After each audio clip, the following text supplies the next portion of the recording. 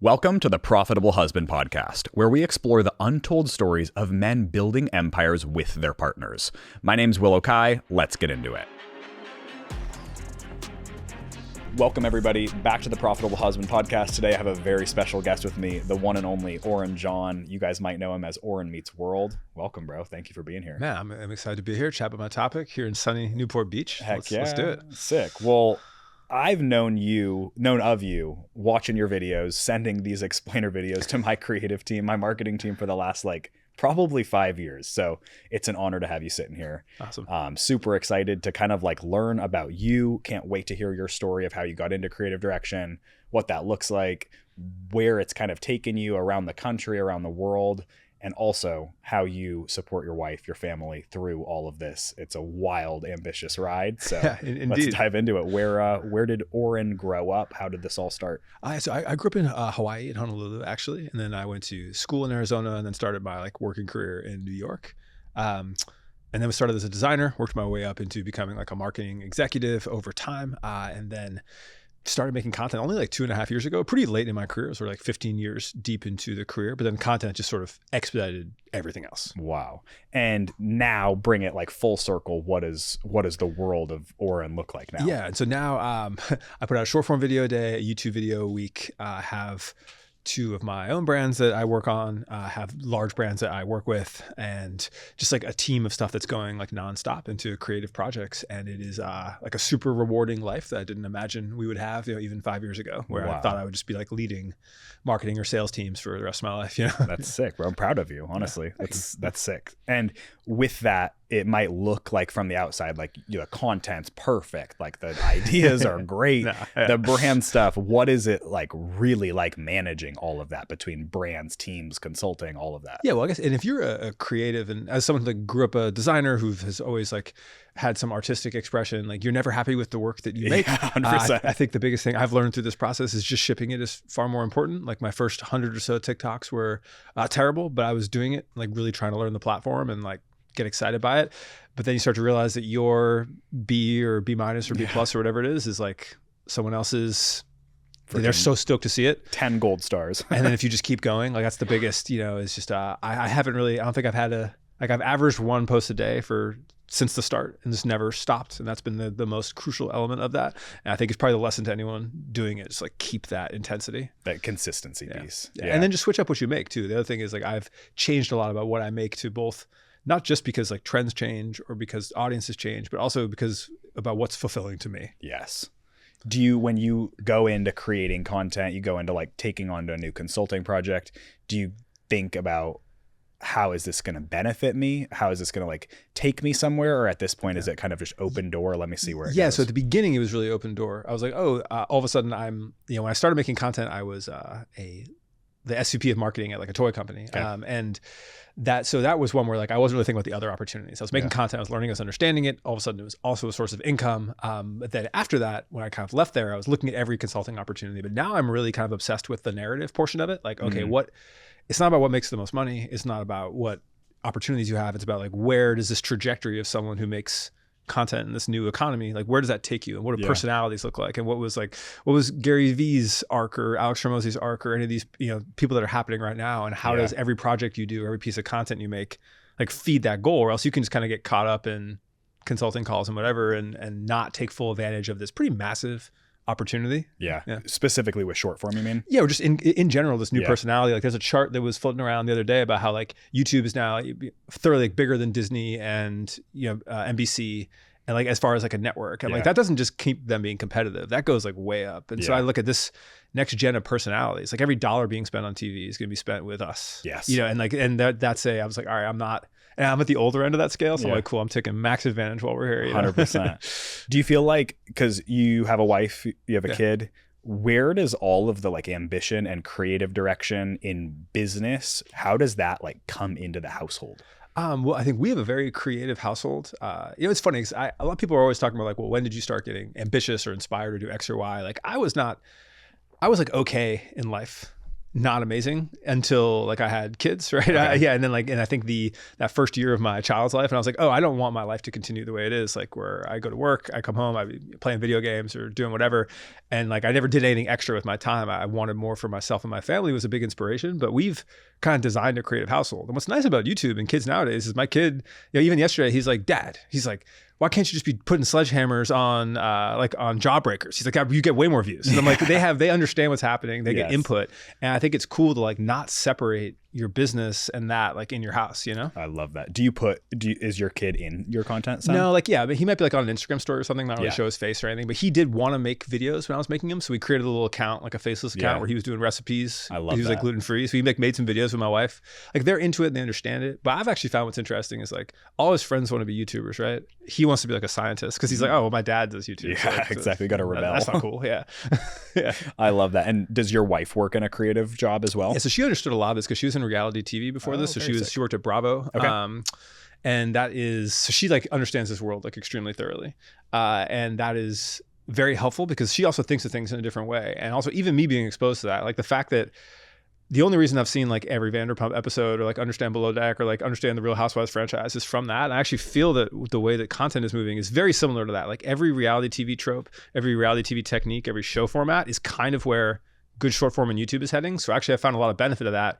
And while she's not super into content, she understands all these other ideas that like allow us to talk about it. And like she's all in. She's like, oh, once the PR packages started arriving, and she's like, oh, I have all these cosmetics. We're at the Voiri gifting suite. She's like, let's just keep this rolling. 100%. Does she still work in reality TV now? No, so yeah, she started a few years ago, and she works on one of our brands now. Oh, very sick. And runs all the like experience stuff for that. It's like we try to have like a luxury experience on that brand. So every customer we have one-to-one with. And so she manages all that. Wow. Have you guys worked together in various aspects or like various? Yeah, we met at work. Yeah. Oh, very sick. So we met at an agency where I was a creative director and she was a publicist. Okay. And then she worked at an agency where I used to be I was a musical artist when I was younger, and I was signed to an agency, and she worked at that agency after. So we have a lot of overlap. Yeah. And that like same creative life. And like, it's the kind of thing where it's not like I have the group chat with my boys or other creators sharing stuff. We have that same thing where like, okay, here's what's happening in luxury. Here's what's happening here. It's a conversation, which helps it be like a family thing. No, right? I 100% agree. And I feel like I couldn't imagine any other way from that. I'm curious, going from like coworkers and agency, then into a relationship, now into a full-on family, you and her having such like clear ambitions when it comes to creative output and all of that. How do you bring all of that back into being present in the home, like especially as a dad? Yeah, I think, well, it's funny. This is like almost negative. I was so unpresent when I was like working as an executive. Like when I first moved to California, I was the president of this company, about 200 people. I was gone all the time, right? It was that typical, like we were about to get acquired by a public company. You know, I was working 12 hours a day. I'm driving all over the place. Just like I would see my kid like when he woke up or at night on the weekend. And now it's just like, I'm just around. So I think there's such a big presence of that. But also one of the things we've looked at from a parenting perspective is like, we don't like treat our son necessarily like we talk to him about what's happening as if he would understand it, which he does. Yeah. And so there's a lot of like, okay, well, dad's making a video, or like we're doing content, or this is our brand, and they get excited about that. And they understand it. And it's not like you're walling it off. Like he can come sit in on, like he could be here right now and like enjoying it, you know? I love that. I think that exposure is so sick. I feel like it's like even bigger than like leaving behind a financial legacy and stuff like that. It's more like your network and your exposure that you can give to them, and can truly like instill a level of like, I feel like it used to be, I would say work ethic, but now it's like resourcefulness of like figuring shit out. And the figuring shit is the most important part. Cause even now I'll see like, you know, he's 8 and they're like doing reports in ChatGPT and stuff. I'm like, that book, you didn't write this, you know, but it's like they're in this whole different world. And the fact that, so really I feel like all you can give them is resourcefulness and problem solving and the ability to work through conundrums, because everything else is going to be basically solved for them by like the black computer box. And so that's, so I think about that a lot. And we play a lot of those games, like, you know, someone might say it's like really capitalistic, but like we'll do that. Like we're in a restaurant, it's like, okay, well, how many people are working, and like, what do you think this costs, and like, what is the overhead, or how many people they go through it. He loves math, and so we'll work through those ideas. But same thing with, you know, a lot of my content's about product development or things overseas, and so he sees like, oh, I have fabric samples, and this is like, this means this is how your shirt's made, or this is X and Y, and this is the difference between a luxury quality or something made in this place in China, and you can start to see them understand the world around them, and that's like probably the most compelling part about the content I make as a father versus something that they couldn't relate to at all, is it's inherently interesting. Yeah, I'm 100%. I remember when I found you, I was working with this girl named Shannon. She was a coaching client of mine, and she was in the world of like tech swatches and working in like helping brands find manufacturers in China. And she used to always send me her content. And I was like, man, this is so sick. And I feel like to this day, still don't really truly understand what does it mean to be a creative director? Yeah. Well, also, so like I'm the phrase in my tagline, like the internet's creative director, is just mainly like, it was something people have called me at one point. I just like turned into the title because I didn't have a good bio. But really it's just this idea that, like I'm just providing all this information out there for free. Because most of what I do is I just give away as much game as humanly possible. There's very little like behind a paywall or anything like that. It's just like, here's all this information. And because really that creative director role is like in every single decision you make as a business, how do you have that one or two things that stand out that make it like more interesting, while also having a basis of like themes and ideas that make your brand bigger than just a logo. And so you can look at that in any of 100 ways, but by inspiring anyone to do that, whether it's the business they talked about or another creator or a coffee business or whatever it is, I'm just like serving that role as those videos get shared in Slack, you know? I love that. So a lot of the people that are going to be listening to this are web designers, brand designers, especially like earlier on in their careers. Where do you feel like with your content, especially trying to be consistent, putting out a piece a day, all of that, especially at scale, where does perfectionism come in and how do you navigate just like getting the content out rather than always kind of second guessing? Yeah, well, I think it really depends who you are. Like what I've discovered about myself is that like perfectionist means I basically just don't ever ship. And that was a good case for a lot of my life. And some people are perfectionists that can ship, where it's like, cool, my one thing I make every month is going to be way better than the 10 things I would make if I did it every day. And if you know you're one of those people who makes amazing things and actually gets them done, then I wouldn't like reinvent yourself for this new era. Like just do that and like put your masterpiece out once a month and don't feel the pressure to go every day. But if you're one of those people who doesn't really do that, or you don't really know what perfection looks like, you're probably just better putting in reps. Like I think it's the same thing with web design. You want to learn how to be a decent illustrator, or you want to learn this new piece of software. If you spend an hour on it every day for the next 30 days, you're probably pretty decent. Yeah. And it's the same exact thing with content. 100%. I love that. When you were just starting, do you ever look back at your content and you're like, holy fuck, this is horrible? So I mean, I like, especially like I just made the run on YouTube. Like when the first time they were going to ban TikTok, I was going really hard on YouTube and it became really big, but like, man, my first YouTubes were brutal. Yeah. Even though I was already a pretty seasoned creator on short form, but yeah, I think about that all the time, but it's just about keeping improving and going better. Even now I'm like, there's always the vision in your head versus like what you want to bring to reality. Then that combination of like resources and planning and timing to do it and like the balance of everything. But like I have like such a bigger, better, more interesting vision for what I could do than what I do now. You know? I love it. Have you had to make shifts with being now a full family, like a family of 3? Have you had to make any shifts with like being able to also support your wife and her vision?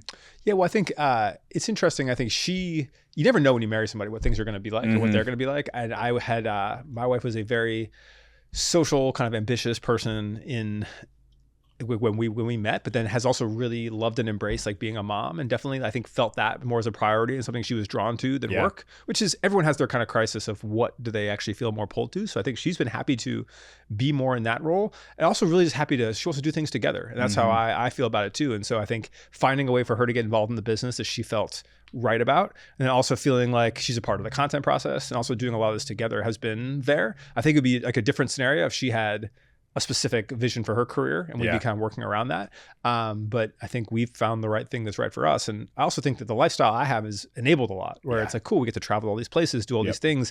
We'd rather build around that means like, hey, we're in Italy in the summer or whatever it is, than not. Like you kind of go where the engine's heading. But also I don't feel a certain type of way about like, the weirdest part about this is I've never been the person that wants to be the guy or wants to be the main person. I've always felt great being the operational person behind those. And so being in the spotlight more is like interesting and different, but also means that I'm not married to it. If we end up finding a different business or a different thing that like is the vehicle for the life we want, like great. In fact, that'd be wonderful to not be on camera for a bit. Yeah. Where with having clear ambitions, she works in a brand, you have multiple, you have all, like you mentioned the arc, you clearly are on an arc. Yeah. As you guys are ascending up into bigger things, what is the vision? Like, where does this all go? Does it become a portfolio of brands? Where do you want to take it? Yeah, definitely. I think it becomes first, where I look at it now, like we're in stage 1, like the first 5 years of this, kind of how I look at it. I'm in year like 2.5. Okay. Is like establish the platform to do whatever you want. Right. That's really the key, is like, how do you have enough followers across each network, like emails retained, supply chain set up, team and staff, that whatever the idea you have that comes up where you're like, this is an amazing idea, that you can like act and not have to think twice about it. Like that's basically what I'm looking at I'm like halfway there. By the end of this next 2.5 years, we have that structure. Okay. And then it's a portfolio of brands and services and ownership and different things. And it's really like, okay, how do you then have the ability to like evaluate what you want to do and work on it and just have that be kind of forever. And so one of the brands we have is like more of a creative outlet, and all the other ones are like very based on monetization. But it's important to kind of have that too, to be like, all right, how do you do something that you're just purely happy to do? Yeah. But we're also looking at, like, I think it'd be very different when I look at some of the other, gurus, for lack of a better term. It's like, all right, a lot of people really focus on just getting the biggest monetary results. And that is definitely not our focus. We don't want significantly more than we have. We're very much interested in like an extremely interesting life. Okay. Like that's and something I also encourage talking to a lot of creatives, because all the big people that you see online, especially for guys, like all the people you aspire to be are all like, it's money. Yeah. And I'm just like, hey, guess what? At a certain point, like once it really gets into like, once you're in the millions a year, there's only so much you really want. Like, it's more about like what is actually fulfilling you and what is interesting. And like, that's actually going to be hard to keep up for like, how are you going to stay interested for 30 years? Or are you just going to fight this game accumulating more stuff? Do you mind me asking what that moment was for you that you reached and you were like, okay, it's not about the money anymore. It's actually about like lifestyle or something else? Yeah, it was actually interesting. So we were obsessed with like the retire early, like the FIRE thing forever. And we got like pretty close. We had like a financial goal that meant like, okay, cool, we don't have to work. And we got pretty close. And then it was like, okay, well, we don't want this. Okay. We were like having that conversation, like as a like, oh, this isn't, if we just did that, like what would we do tomorrow? And then we actually changed our whole perspective. And it's funny. And then we like bought G-Wagons, like did the whole thing and like went the complete opposite. But then even that's like, cool. Now we got all these things that like supposedly you want, and those have been fun. But also that's now layer of fulfillment. And so I think it was really just like, as you talk as a family about like, what are the things you want or what makes you happy? It was like, hey, we actually don't, a house that's more expensive or larger than what we have now is actually more of a hurdle than not, like, okay, what are these little things we have? And we can kind of map those out. And a lot of it was being like, for the next 10 years while my kid's still in the house, like having experiences we have together is just a bigger priority. I love that. Do you feel like now you're shaping to monetize, or is it autonomy of time and schedule? Like creating choice, is that the biggest priority now? Yeah, it's more of keeping things interesting for me as someone who's like relatively ADD, in that like, I like to work all the time or do stuff all the time or be engaged all the time. And I want to be able to do that in a day and without ever having it be something I don't enjoy. And so I like working on a lot of stuff. And so it's been more about that, like just staying engaged and feeling like it's moving forward and never having to do something you don't want to do. But I don't want, like, a lot of people be like, I only want to work 4 hours a day or this or that. I don't care about free time, like, at all. I just want as much rewarding stuff with as long a list as possible that we can realistically get through. When you think about the rewards, what is it? Like, what is the actual biggest reward? I mean, like the first reward was like never ever having to think about spending money was the biggest reward. Where you're like, cool, I just never have to, doesn't even cross my mind. I don't even keep track. That's all that matters. Like that was like priority one, is like, cool, now that's just not a factor in the back of your head. So that was like the first thing to get to.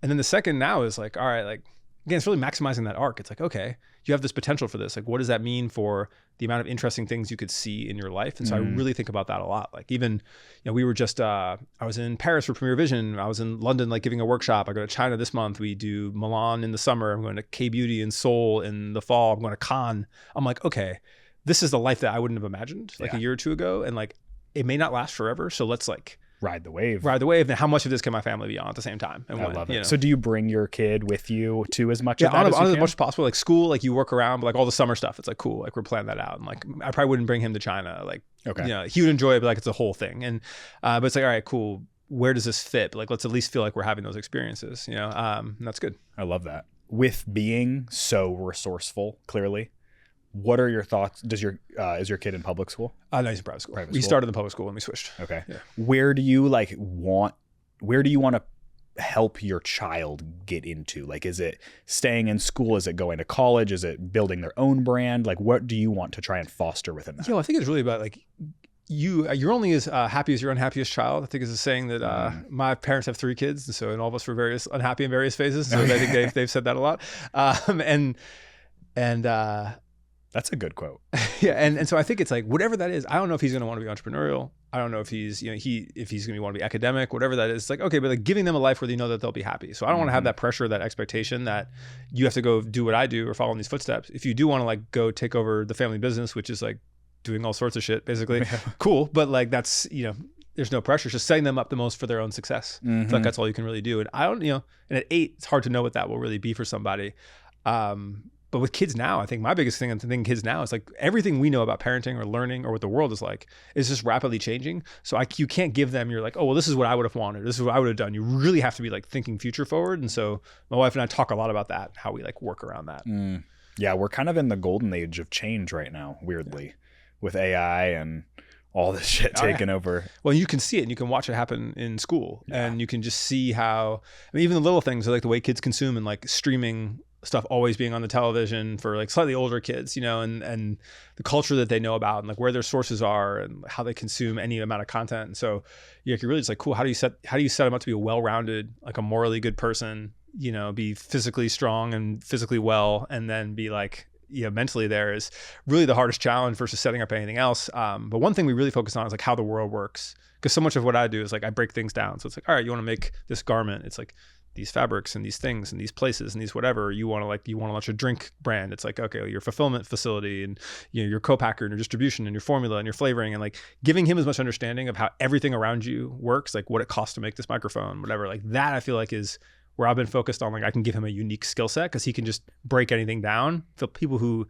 can do that are set up to succeed. Dude, that is a wildly unique skill set to be able to give somebody. But really it's just Google, right? It's really just like thinking about like, all right, everything you see, how do you think this was done? Okay, was that an injection mold? Was that another? Okay, you don't know how it was done. You don't know what the machine is? Like, okay, it's on YouTube. And so it's inspiring that like curiosity. But I actually think that's like it will come down to when everything's told to you, what's your next level ability to understand it? Where did you get that curiosity? Was that like, were you that kid that was like on YouTube searching shit up, figuring it out? No, again, not particularly. I think it was mainly more of I was like self-taught on the skills that were going to make me money. I started to realize like, even I remember in my design education in college, I went to school for graphic design.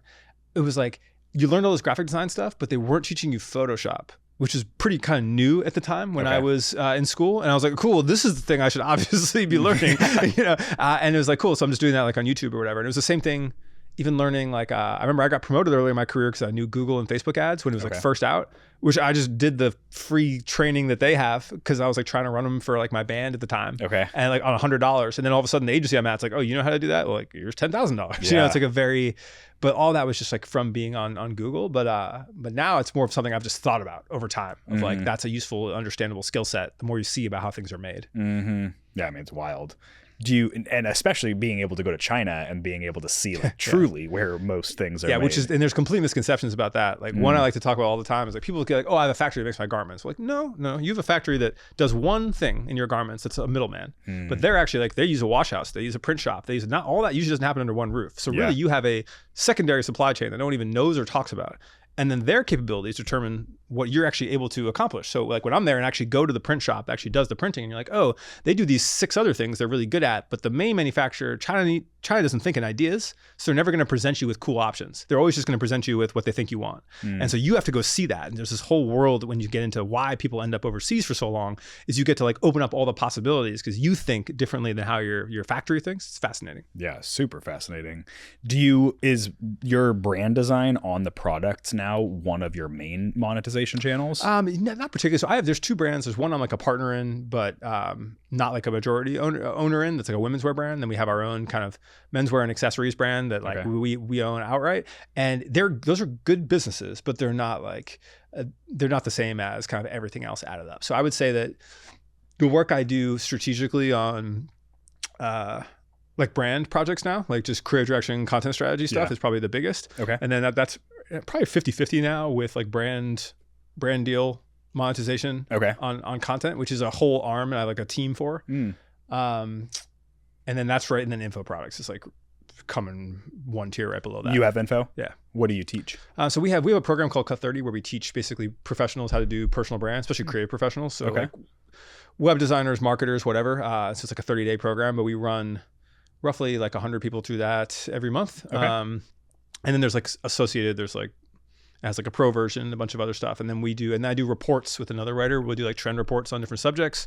Like we recently did, one that was really popular was about like the cosmetics industry and like the shifting stuff in there. And so we do like these paid things there. So it's a little bit less, it's not like your typical like buy this thing. We have these kind of like higher level stuff, but that's like, it's big business. I love it. Is your info stuff evergreen, or are you leading that? Yeah. So I'm leading the monthly one with two other people, and we have like a team. And then the other stuff is like, I'll put out a report and it's just evergreen. No, it's just hands off. Yeah. And so we have like a big stack of those, and that's nice because that just like sits there forever. 100%. And so we have one on like how to make luxury experiences online. We have one on like the changing trends in cosmetics. We have one in activewear and athletic and like materials. Yeah. And so like these very like niche things where you're like, oh, no info exists.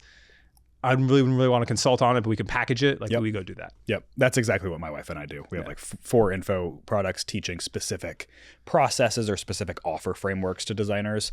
And then we have a commercially licensed library of all the designs my wife has ever done that we give our students for them to use on their clients and templates. Nice. That makes sense. I love that. I didn't even know that you guys had the info side. Yeah, we have a whole like, it's a pretty big operation. Yeah. Like all in all, like, we have all these, so like I've maxed out like the monetization opportunities. We are wide on the side of it, which is like diverse. Yeah. Well, also, but you look at like, especially with social networks where it's like, cool, like the Instagram algorithm changes, the TikTok algorithm changes. Yeah. Even like what just happened with tariffs, like yesterday, it's like, okay, cool. Those brands are like, we had a banner year on one of those brands, like just smashed it. And especially these for the last 3 months, like our Facebook ROAS was like 6 for all those months. We're just printing money. And now all that's kind of disappearing on this next reorder, right? And you're like, okay, that's why we're diversified, you know? 100%. 100%.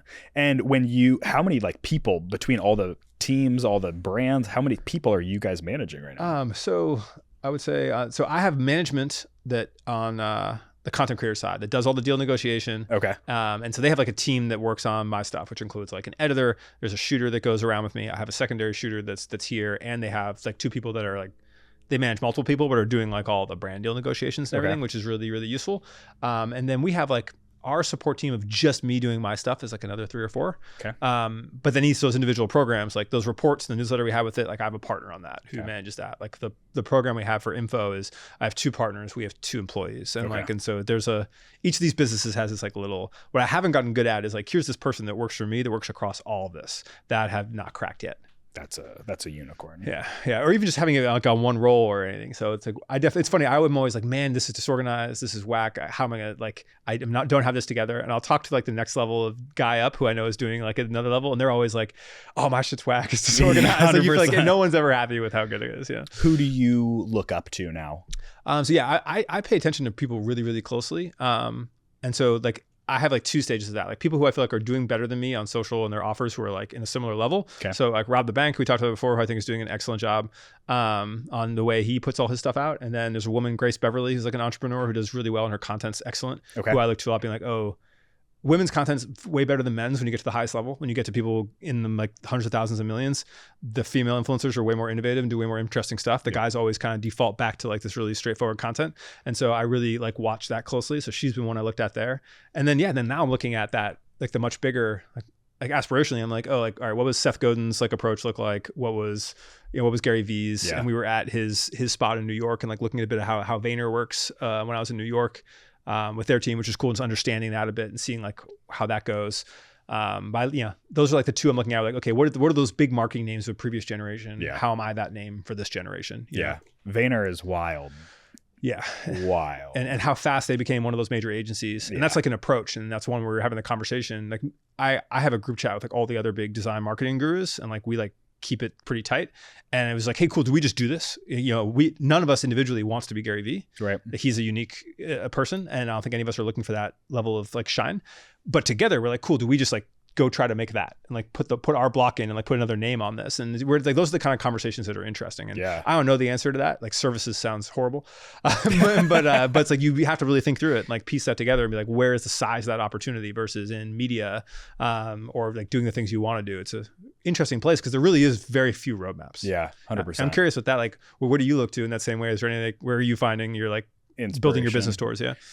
I would say like similar people on the info side, like looking at people that are really like, it's interesting because I feel like they're actually able to simplify things. But what really inspires me is people like Rob and even like a couple of the clients I'm helping right now that have 2 sides of it, where they have like, I'm going to teach creators, but then I'm also going to teach brands how to hire the creators that I just trained.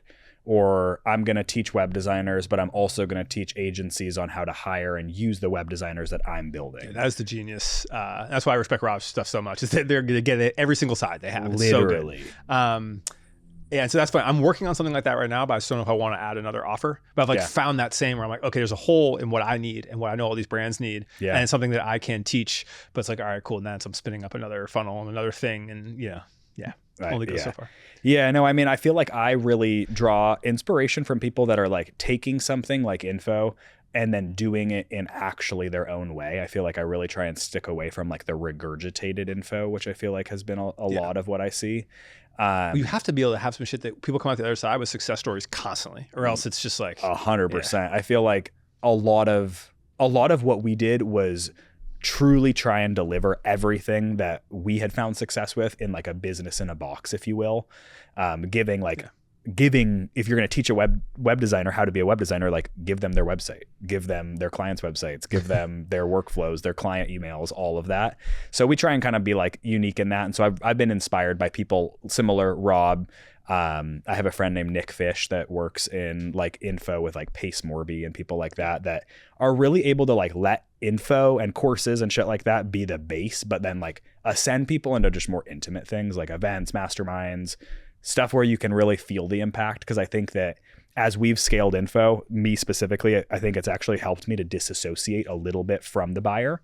But being in the room and like feeling that energy, especially when like what you're doing, like if you have a 30-day program and you're teaching people, maybe even like myself, like how to jump into a personal brand, like to be in a room and be like, dude, you've changed my life. Like, thank you.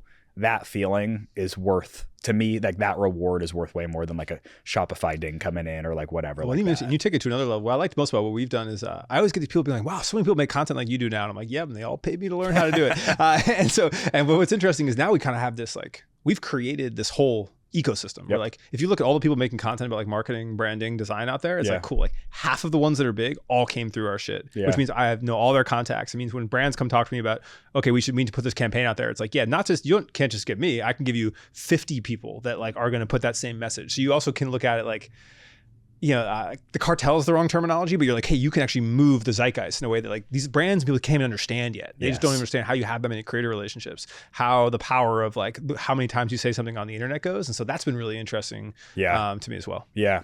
I really like the idea of like taking info into looking at how you can kind of sell the IP in like a strategic acquisition, like almost like how like Alex Becker with like Hyro, or like, what did he have? Hyros? I think he had Hyros. Hyros, Triple Whale, like all that stuff. I love the idea of like building your own community, building software or tools that can come in as kind of like vertical integrations that can be an acquisition by somebody else. And you have all these banners. Yeah. And I feel like it's what you brought up just now is actually similar to how I pitch my consulting gigs of like, hey, I have like 12,000 web designers. So if you want access to them and the influence that we have on that little like micro community, I can help easily connect you with all these people or easily get them to do essentially whatever you want.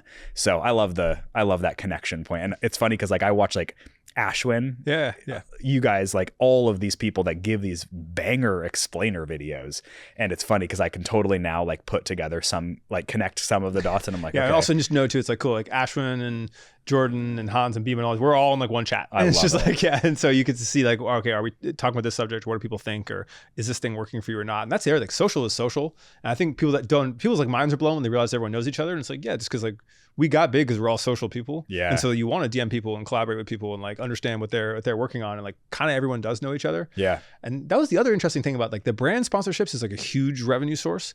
And I don't think people quite understand how big it is, but also like the way while my management was talking through with me the other week was like, look, once you get to a certain level, like Hermosi or Gary Vee, they already have their own businesses. They're not doing brand deals. Yeah. And then everyone else is down there. Like you're like, I'm basically as big as you can get that will still take the deal. Yep. And like has a personality. It's not just like views for views. Like people can get an equal view amount, but without like the resonance. Yeah. And like, that's a very interesting opportunity too, because there's not been a generation at that level with that much like reach and that much like respect that will still do the branded experience. And so it's like you kind of have this, it's almost more like an athlete deal than anything else. And like that's a whole new world. Yeah. What is like a perfect, I've been lately trying to get into brand deals for my wife's brand and stuff like that.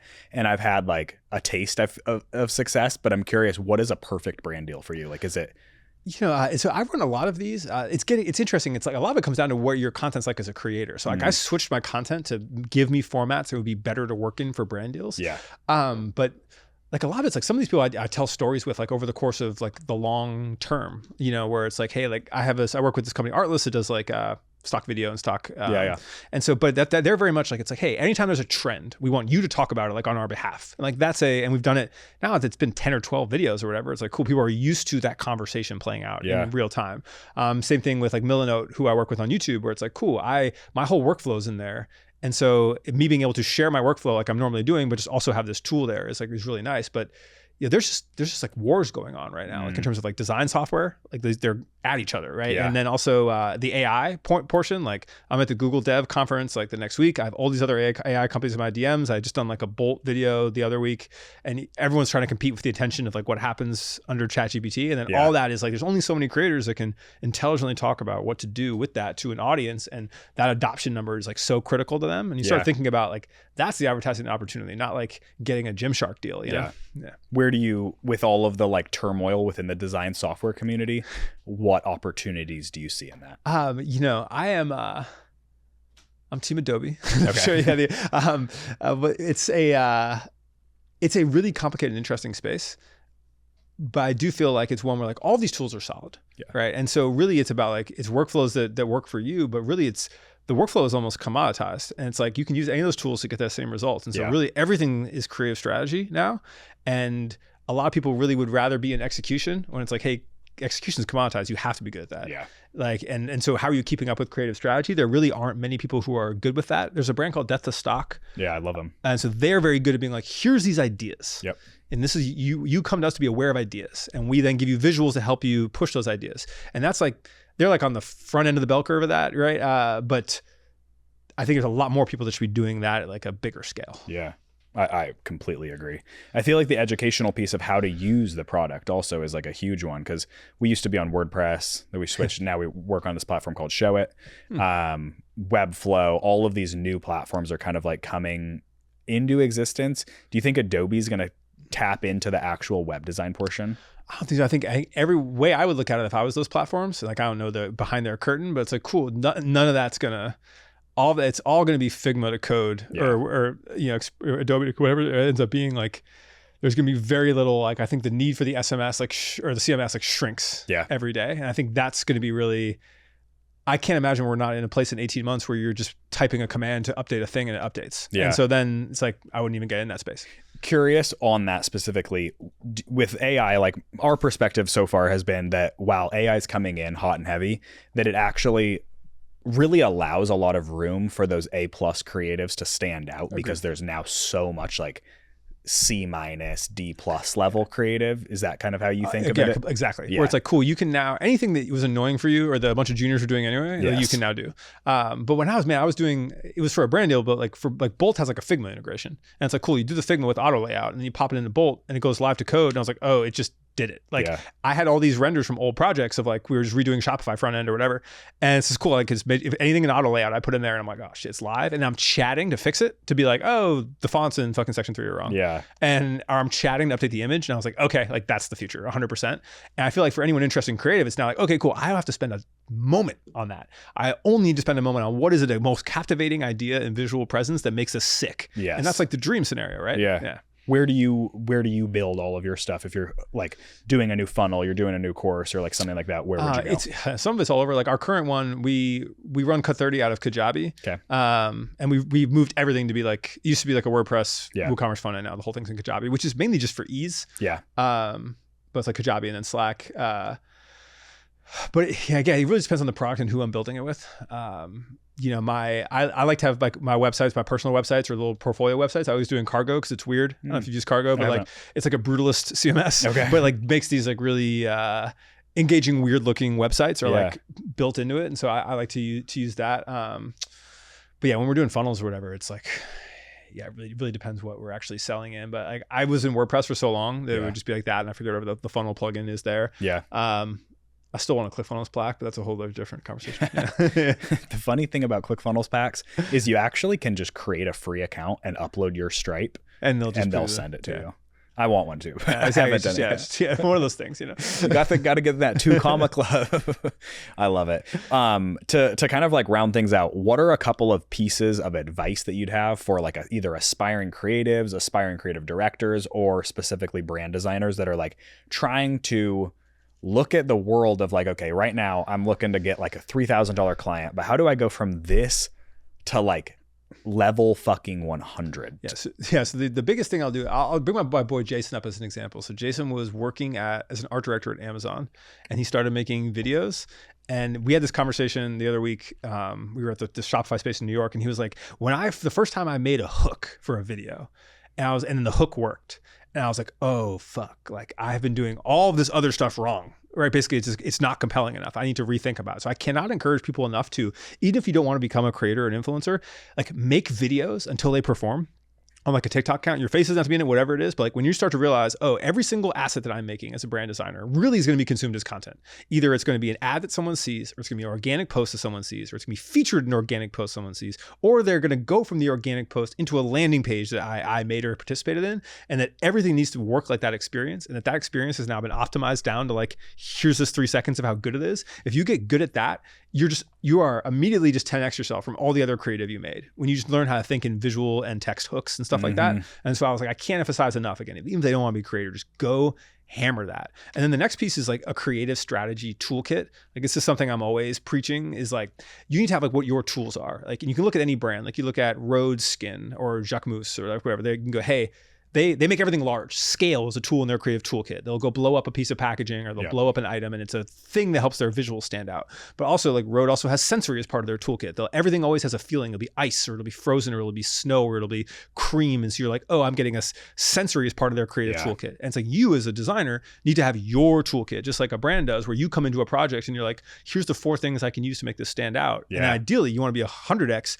Here's my 100th thing toolkit. And it's in a fucking list. And here's my examples. And I'm like, okay, I'm just going to run through this with my references until I like know what I'm going to do to hit. And then you're so much better than anyone else coming into that. And that's how I structure all my stuff. Like I'm working on this creative direction for these 2 campaigns coming up right now. I just have these massive things I get to go through. And like, I'm not rethinking the wheel every time. I'm building these boards out. I add to them constantly. And I can just go through the list until I'm like, this is perfect. You know?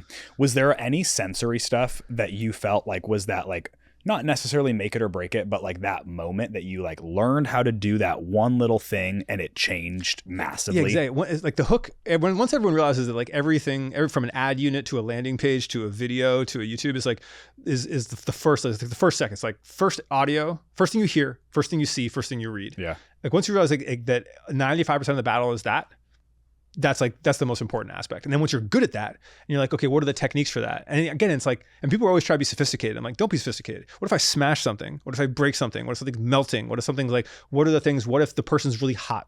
It's like, give it the basics of like human desire and like link it all back to that. And then you're just ahead of all these people who are trying to do like all the sophisticated, tasteful stuff, who just refuse to do the thing that everyone wants, which is grab me in second one with these 3 elements. You know? That's real. Yeah. Honestly. Last question. If your 6-year-old or 8-year-old, 8-year-old were to describe you in 10 years and what you do, what do you think he would say? He has a really hard time with it, but we taught him entrepreneur. And so that was recently. He's like, do entrepreneurs make videos? No, I don't know. I think he would, if he was describing me, it would really be like, he explains to people how the world works, you know? Okay, that's like a good way to go. Because it's been interesting is we've done I shifted into making a lot of travel content recently. And so he's been like learning about that, because now he's in the middle of it, because we'll be there and we'll have to film something. It's like, yeah, well, we pay for this vacation because I'm about to film this video. And so I think he's been seeing a lot more of like, oh, you're just like explaining things. Okay. Like you are a person who explains things. I think is an easy, like a way a kid looks at it versus like, so, but that's not quite a teacher. It's not quite a this or that. And I think that's an interesting one. Also like a relevant thing. It's a good thing for your father to be, you know? Yeah. He wouldn't call you a guru. No, I don't think he understands no that. Guru. Yeah, I think he has no concept of, it's so funny when you compare it to like, okay, all his friends he goes to school with, the parents are doctors, lawyers, import, export. That's like the extent of and it's like me being like, it's like, I'm an influencer. It's a little different. Yeah. Do you like that? I don't mind it. Yeah, like I rather be there on my own terms. Yep. You know, like 100%. I wasn't going to finish medical school. I'm not going to lie. Yeah, no, I feel that. Well, thank you for being on here. I'm sure lots of people, especially the world of designers that are listening to this, are going to want to tune in, figure things out. Where can they find you? Oh, yeah, so at Oren Meets World on Instagram, TikTok, YouTube, Twitter. We have a newsletter called Hyper. It's hyperstudios.us. It's like a brand strategy newsletter. And then cut30.co is the program, but that's it. Okay, bro. Well, thank you for being here, and also thank you for putting out all this content. It's honestly inspired me, my team, and my world, and I feel like we're probably just such a fucking small sliver of your world, but thank you for putting it all out. I appreciate you having me. Heck yeah, bro. Thank you. That's it for today's episode of the Profitable Husband Podcast. If you're ready to step up, support your wife, and build real wealth together, make sure to subscribe so you don't miss what's next. For more strategies on business, marketing, and becoming the strongest leader in your household, follow me on Instagram at WillowKai.